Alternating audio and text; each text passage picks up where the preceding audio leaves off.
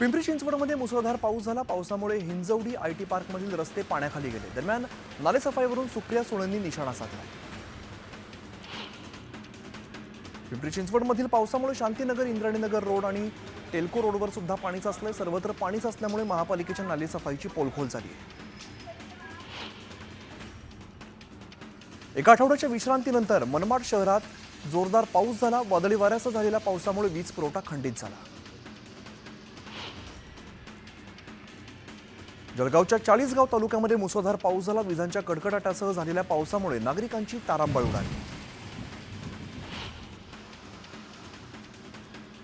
जळगाव जिल्ह्यातील रावेर तालुक्यात वादळी वाऱ्यासह पावसाने हजेरी लावली। अनेक दिवसांच्या विश्रांतीनंतर पावसाने हजेरी लावली, त्यामुळे तापमानात घट होऊन नागरिकांना उकाड्यापासून दिलासा मिळाला आहे। धाराशिव जिल्ह्यात 8 दिवसांच्या विश्रांतीनंतर पुन्हा पावसाचं आगमन झालंय। उमरगा तालुका आणि लोहारा तालुका परिसरात जोरदार पाऊस झाल्यामुळे नदी नाले प्रवाहित झाले। पुणे जिल्ह्याच्या आंबेगाव तालुक्यात दमदार पाऊस झाला। विजांच्या कडकडाटासह झालेल्या पावसामुळे रस्त्यावरून पाणी वाहू लागलंय। उरणमध्ये झालेल्या मुसळधार पावसामुळे अनेक वाहनं पाण्यामध्ये अडकली। सखल भागात पाणीच असल्यामुळे पाण्यातून वाट काढताना वाहन चालकांना त्रास सहन करावा लागला।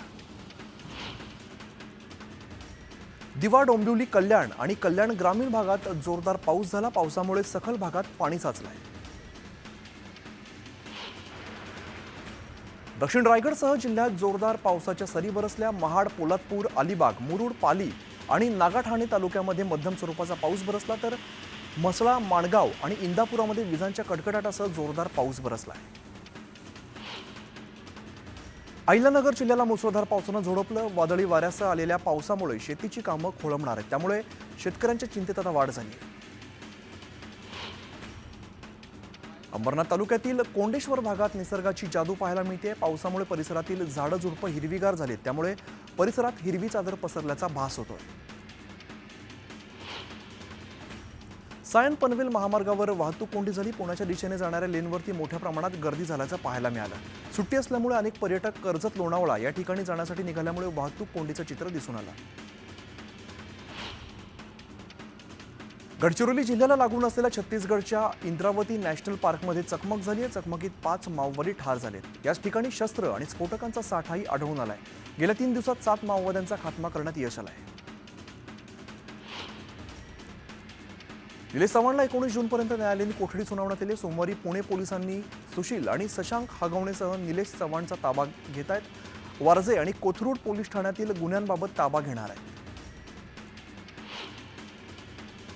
जेसीबी गैरव्यवहार प्रकरणी हगवणे, मायलेकासह 6 आरोपींना न्यायालयीन कोठडी सुनावण्यात आली। दोन्ही बाजूच्या वकिलांनी युक्तिवाद केल्यानंतर राजगुरुनगर न्यायालयाने शशांक आणि लता हगवणे मायलेकांसह प्रणय साठे आणि इतर 3 साथीदारांना 14 दिवसांची न्यायालयीन कोठडी सुनावली आहे। तुळजापूर ड्रग्ज तस्करी प्रकरणात पोलिसांनी विनोद गंगणेला अटक केली होती। दरम्यान या आरोपीला 9 जूनपर्यंत पोलीस कोठडी सुनावण्यात आली आहे। नाशिकच्या ईदगाह मैदानावरती पॅलेस्टाईनचा झेंडा फडकलाय। बकरीची नमाज झाल्यानंतर पोलीस बंदोबस्तात असताना सुद्धा पॅलेस्टाईनचा झेंडा फडकवण्यात आलाय। विठ्ठल रुक्मिणी मंदिर समितीच्या बैठकीत गोंधळ झाला। मंदिर प्रशासनाविरोधात सामाजिक संघटनांनी घोषणाबाजी केली। बीव्हीची कंपनीला दिलेला मनुष्यबळ पुरवठ्याचा ठेका रद्द करण्याची मागणी करत सेवाभावी वृत्तीने काम करणाऱ्या वारकऱ्यांना सेवक म्हणून संधी द्या, असं सामाजिक संघटनांचं म्हणणं आहे। जमिनीच्या वादातून 2 गटात तुफान हाणामारी झाल्याची धक्कादायक घटना येवल्याच्या विसापूरीकडे घडली। दोन्ही गटांनी एकमेकांवरती लाठ्याकाठ्यांनी जोरदार हल्ला केला। सामनाच्या मुखपृष्ठावरती अनेक वर्षांनंतर राज आणि उद्धव ठाकरेंचा जुना फोटो झळकलाय। युतीच्या चर्चा सुरू असताना सामनामध्ये झळकलेल्या फोटोमुळे राजकीय वर्तुळात चर्चांना उधाण आलंय। मी मातोश्रीवर चाललोय, शिवतीर्थावरून बाहेर पडताना राज ठाकरेंनी असं विधान केलंय। राज ठाकरेंनी पत्रकारांची फिरकी घेत मातोश्रीवरती चालल्याचं मिश्किल उत्तर दिलंय। मनसे आणि शिवसेनेच्या युतीबाबत शरद पवारांनी मोठं विधान केलंय। राज ठाकरेंच्या सभांना गर्दी होते, मात्र त्यांना मतं मिळत नाहीत असं मोठं विधान शरद पवारांनी अनौपचारिक गप्पांमध्ये केलंय। उद्धव आणि राज ठाकरे साहेब एकत्र आले तर आम्हाला आनंदच होईल। आम्ही त्यांना एकत्र यावयाची आमची इच्छा आहे, असं अंबादास दानवे म्हणाले। लाडकी बहीण योजनेवरून शिवसेना आमदार संजय गायकवाड यांनी सरकारला घरचा आहेर दिलाय। लाडक्या बहिणीमुळे राज्य संकटात आले। लाडक्या बहिणींमुळे राज्याच्या तिजोरीत 1.25 लाख कोटींची तूट आल्यामुळे विकास कामांवरती त्याचा परिणाम झालाय, अशी प्रतिक्रिया संजय गायकवाड यांनी दिली।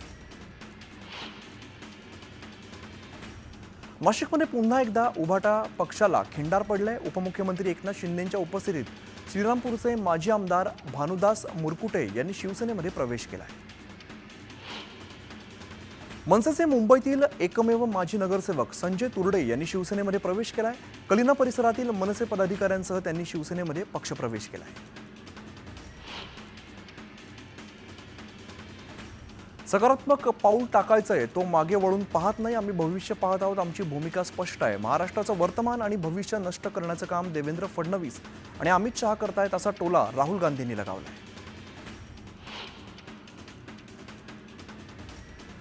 दिनू मोरयाच्या प्रकरणावरून लक्ष हटवण्यासाठी ठाकरे बंधू एकत्र येण्याच्या चर्चा सुरू झाल्यात। आदित्य ठाकरे पावसाळ्यापर्यंत जेलमध्ये जातील, या गोष्टीवरून लक्ष हटवण्याचा हा केविलवाणा प्रयत्न आहे, अशी टीका मंत्री नितेश राणे यांनी केली।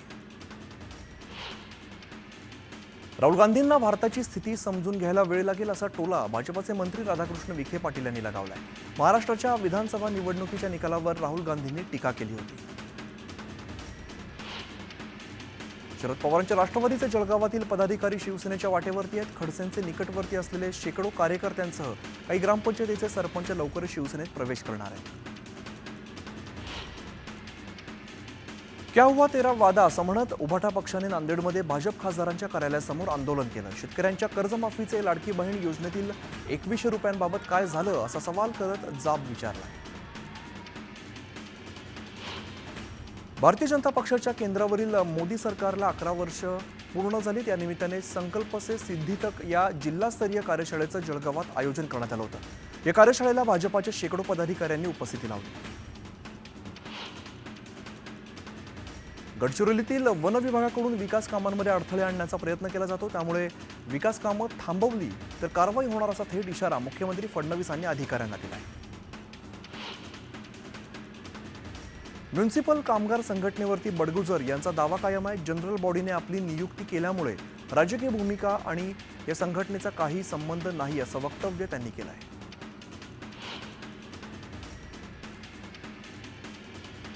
सहा जूनच्या शिवराज्याभिषेक दिनी बदलापूर उल्हास नदीच्या तीरावरील छत्रपती शिवरायांच्या स्मारकाकडे बदलापूर पालिका प्रशासन आणि सर्वपक्षीय राजकीय नेत्यांनी पाठ फिरवल्याचं दिसून आलं। यावरून जोरदार टीका केली जाते।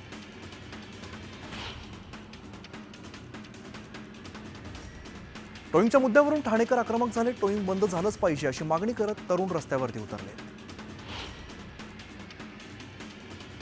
पालघरच्या केळवे रिसॉर्टवरती अल्पवयीन मुलीवरती झालेल्या गोळीबार प्रकरणात पालघर पोलिसांची संशयास्पद भूमिका समोर आली आहे। रिसॉर्ट मालकासह आरोपीला विनापरवाना गावठी कट्टा बाळगण्यास परवानगी दिल्याची गोष्ट पोलिसांनी तपासातून वगळली, त्यामुळे पोलीस संशयाच्या भोवऱ्यात अडकले।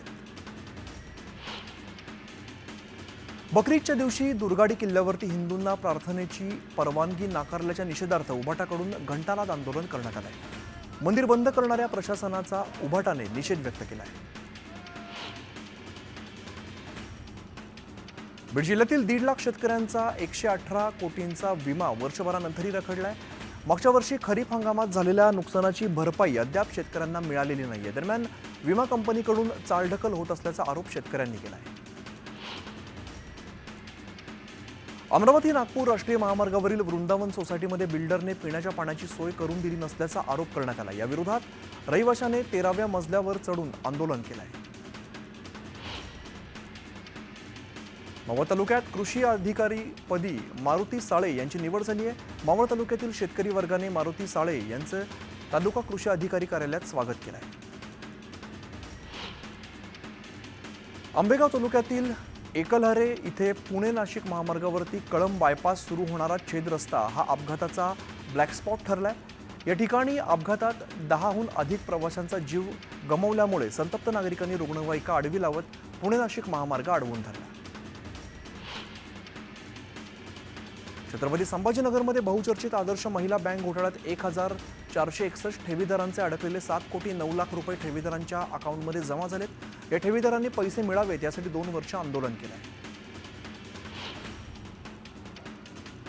संभाव्य पूर परिस्थितीच्या पार्श्वभूमीवरती सांगली जिल्हा प्रशासनाकडून आपत्ती व्यवस्थापनाचा आढावा घेण्यात आलाय. आपत्ती यंत्रणेकडे असणाऱ्या बोटींसह विविध साहित्याची पाहणी जिल्हाधिकाऱ्यांनी केली.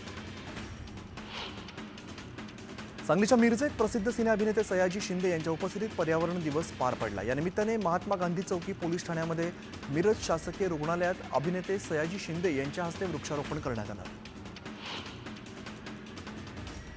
अकोल्यात पैगंबर मोहम्मद यांच्या विरोधात वादग्रस्त वक्तव्य केलेल्या उमेश पुरीच्या निषेधार्थ अकोल्यामध्ये जनसत्याग्रह संघटनेच्या वतीने तीव्र आंदोलन करण्यात आलं. बसस्टँड चौकात उमेश पुरीचा पुतळा जाळण्यात आला.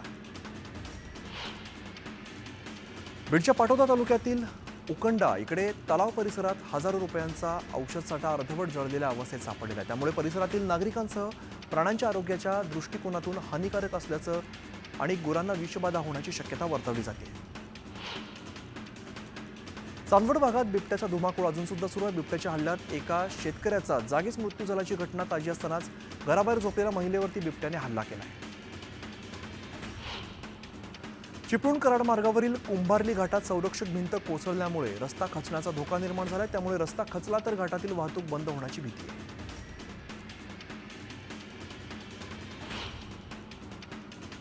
यानंतर